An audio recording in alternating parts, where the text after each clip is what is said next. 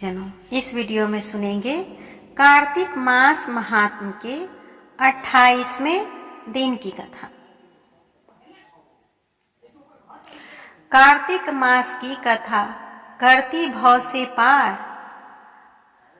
28वें अध्याय लिखूं, होय हरि कृपा अपार।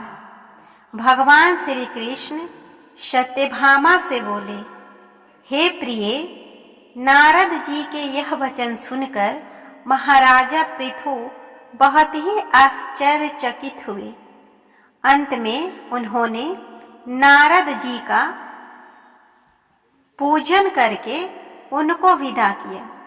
इसीलिए माघ, कार्तिक और एकादशी यह 3 व्रत मुझे अत्यधिक प्रिय है। वनस्पतियों में तुलसी, महीनों में कार्तिक, तिथियों में एकादशी और क्षेत्रों में प्रयाग मुझे बहुत ही प्रिय है। जो मनुष्य इंद्रियों पर विजय प्राप्त कर इनका सेवन करता है, वह मुझे यज्ञ करने वाले मनुष्य से भी अधिक प्रिय है। जो मनुष्य विधि पूर्वक इनकी सेवा करते हैं, मेरी कृपा से उन्हें समस्त पापों से छुटकारा मिल जाता है। भगवान श्री कृष्ण के वचन सुनकर सत्यभामा ने कहा, हे प्रभु, आपने बहुत ही अद्भुत बात कही है कि दूसरे के लिए पुण्य के फल से कलह की मुक्ति हो गई। यह प्रभावशाली कार्तिक मास आपको अधिक ही प्रिय है, जिससे पतिद्रोह का पाप केवल स्नान के पुण्य से ही नष्ट हो गया। दूसरे मनुष्य द्वारा किया हुआ पुण्य उसके देने के किस प्रकार मिल जाता है, यह आप मुझे बताने की कृपा करें। श्री कृष्ण भगवान बोले, हे प्रिय, जिस कर्म द्वारा बिना दिया हुआ पुण्य और पाप मिलता है, उसे ध्यान पूर्वक सुनो। सतयुग में देश, ग्राम तथा कुलों को दिया पुण्य या पाप मिलता था, किंतु कलयुग में केवल कर्ता को ही पाप तथा पुण्य का फल भोगना पड़ता है। संसर्ग न करने पर भी वह व्यवस्था की गई है, और संसर्ग से पाप व पुण्य दूसरों को मिलते हैं, उसकी व्यवस्था भी सुनो। पढ़ाना, यज्ञ कराना और एक साथ भोजन करने से पाप पुण्य का आधा फल मिलता है। एक आसन पर बैठने तथा सवारी पर चढ़ने से, श्वास के आने जाने से पुण्य व पाप का चौथा भाग जीव मात्र को मिलता है। छूने से, भोजन करने से और दूसरे की स्तुति करने से पुण्य और पाप का 6वां भाग मिलता है। दूसरे की निंदा, चुगली और धिक्कार करने से उसका 7वां भाग मिलता है। पुण्य करने वाले मनुष्य को जो कोई सेवा करता है, वह सेवा का भाग लेता है और अपना पुण्य उसे देता है। नौकर और शिष्य के अतिरिक्त जो मनुष्य दूसरे से सेवा करवा कर उसे पैसे नहीं देता, वह सेवक उसके पुण्य का भागी होता है। जो व्यक्ति पंक्ति में बैठे हुए भोजन करने वालों की पत्तल लांघता है, वह उसे उसकी पत्तल उसने लांघी है अपने पुण्य का 6वां भाग देता है। स्नान और ध्यान आदि करते हुए मनुष्य जो भी व्यक्ति बातचीत करता है या उसे छूता है, वह अपने पुण्य का छठवां भाग दे देता है। जो मनुष्य धर्म के कार्य के लिए दूसरे से धन मांगता है वह पुण्य का भागी होता है। ठीक उसी प्रकार जिस प्रकार की दान करने वाला पुण्य का भागी होता है, जो मनुष्य धर्म का उपदेश करता है और उसके बाद सुनने वाले से याचना करता है, वह अपने पुण्य का छठवां भाग उसे दे देता है। जो मनुष्य दूसरों का धन चुराकर उससे धर्म करता है वह चोरी का फल भोगता है और शीघ्र ही निर्धन हो जाता है, और जिसका धन चुराता है वह पुण्य का भागी होता है। बिना ऋण उतारे जो मनुष्य मृत्यु को प्राप्त होता है उनको ऋण देने वाले सज्जन पुरुष पुण्य के भागी होते हैं। शिक्षा देने वाला, सलाह देने वाला, सामग्री को जुटाने वाला तथा प्रेरणा देने वाला यह पाप और पुण्य के छठे भाग को प्राप्त करते हैं। राजा प्रजा के पाप पुण्य के अष्टांश का भाग भोगता है। गुरु शिष्यों का, पति पत्नी का, पिता पुत्र का, स्त्री पति के लिए पुण्य का छठा भाग पाती है। पति को प्रसन्न करने वाली आज्ञाकारी पत्नी पति के लिए पुण्य का आधा भाग ले लेती है। जो पुण्यात्मा पराये लोगों के दान करते हैं वह उनके पुण्य का छठा भाग प्राप्त करते हैं। जीविका देने वाला मनुष्य जीविका ग्रहण करने वाले मनुष्य के पुण्य के छठे भाग को प्राप्त करता है। इस प्रकार दूसरों के लिए पुण्य अथवा पाप बिना दिए भी दूसरे को मिल सकते हैं, किंतु यह नियम जो कि मैंने बतलाए हैं ये कलयुग में लागू नहीं होते हैं। कलयुग में तो एकमात्र कर्ता को ही अपने पाप व पुण्य भोगने पड़ते हैं। इस संबंध में एक बड़ा पुराना इतिहास है जो कि इसकी पवित्र भी है और बुद्धि प्रदान करने वाला कहा गया है। उसे ध्यान पूर्वक सुनो।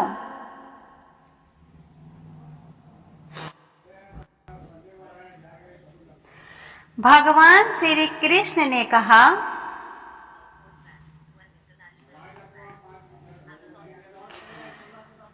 पूर्व काल में अवंतरी यानी कि उज्जैन में धनेश्वर नामक एक ब्राह्मण रहता था।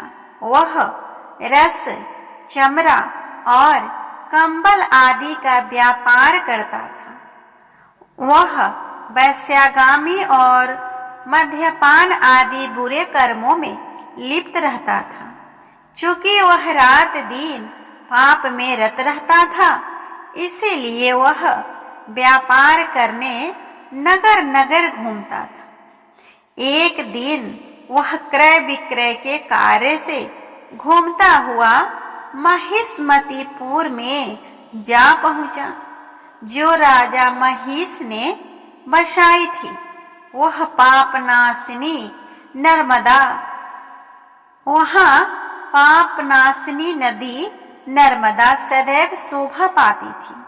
उस नदी के किनारे कार्तिक का व्रत करने वाले बहुत से मनुष्य अपने गांवों से स्नान करने के लिए आए हुए थे। धनेश्वर ने उस शव को देखा और अपना सामान बेचता हुआ वह भी एक मास तक वहीं रहा। वह अपने माल को बेचता हुआ नर्मदा नदी के तट पर घूमता हुआ स्नान, जप और देवार्चन में लगे हुए ब्राह्मणों को देखता और वैष्णवों के मुख से भगवान विष्णु के नामों का कीर्तन सुनता था। यह वहां रहकर उनको स्पर्श करता रहा, उनसे बातचीत करता रहा। वह कार्तिक के व्रत की उत्तापन विधि तथा जागरण भी देखता रहा। उसने पूर्णिमा के व्रत को भी देखा कि व्रती ब्राह्मणों को तथा गौओं को भोजन करा रहे हैं, उनको दक्षिणा आदि भी दे रहे हैं। उसने नित्य प्रति भगवान शंकर की प्रसन्नता के लिए होती दीपमाला भी देखी। त्रिपुर नामक राक्षस के तीनों पुरों को भगवान शिव ने इसी तिथि को जलाया था, इसीलिए शिव जी के भक्त इस तिथि को दीप उत्सव मनाते हैं। हे जो मनुष्य मुझ में और शिव जी में भेद रखता है, उनकी समस्त क्रियाएं निष्फल हो जाती हैं। इसीलिए नर्मदा तट पर रहते हुए जब उसको 1 माह व्यतीत हो गया तो एक दिन अचानक उसे किसी काले सांप ने डस लिया। इससे विह्वल होकर वह भूमि पर गिर पड़ा। उसकी यह दशा देखकर वहां के दयालु भक्तों ने उसे चारों ओर से घेर लिया और उसके मुंह में तुलसी दल मिश्रित जल के छींटे देने लगे। जब उसके प्राण निकल गए तब यमदूतों ने आकर उसे बांध लिया और कोड़े बरसाते हुए उसे यमपुरी ले गए। उसे देखकर चित्रगुप्त ने यमराज से कहा, इसने बाल्यावस्था से लेकर आज तक केवल बुरे कार्य ही किए हैं। इसके जीवन में तो पुण्य का लेस मात्र भी दृष्टिगोचर नहीं होता। यदि मैं पूरे 1 वर्ष तक भी आपको सुनाता रहूं तो भी इसके पापों की सूची समाप्त नहीं होगी। यह महापापी है, इसीलिए इसको 1 कल्प तक घोर नरक में डालना चाहिए। चित्रगुप्त की बात सुनकर यमराज ने कुपित होकर कालनेमी के समान अपना भयंकर रूप दिखाते हुए अपने अनुचरों को आज्ञा देते हुए कहा, हे प्रेत सेनापतियों, इस दुष्ट को मुदगरों से मारते हुए कुंभीपाक नरक में डाल दो। सेनापतियों ने मुदगरों से उसका सिर फोड़ते हुए कुंभीपाक नरक में ले जाकर खौलते हुए तेल के कड़ाहे में डाल दिया। प्रेत सेनापतियों ने उसे जैसे ही तेल के कड़ाहे में डाला, वैसे ही वहां का कुंड शीतल हो गया। ठीक उसी प्रकार जिस प्रकार पूर्व काल में प्रहलाद जी को डालने से दैत्यों की जलाई हुई आग ठंडी हो गई थी। यह विचित्र घटना देखकर प्रेत सेनापति यमराज के पास गए और उनसे सारा वृतांत कहा। सारी बात सुनकर यमराज भी आश्चर्यचकित हो गए और इस विषय में पूछताछ करने लगे। उसी समय नारद जी वहां आए और यमराज से कहने लगे, सूर्य नंदन, यह ब्राह्मण नरकों का उपभोग करने योग्य नहीं है। जो मनुष्य पुण्य कर्म करने वाले लोगों का दर्शन, स्पर्श और उनके साथ वार्तालाप करता है, वह उसके पुण्य का 6वां अंश प्राप्त कर लेता है। यह घनेश्वर तो 1 मास तक श्री हरि के कार्तिक व्रत का अनुष्ठान करने वाले असंख्य मुनियों के संपर्क में रहा है। अतः यह उन सब के पुण्यांश का भागी हुआ।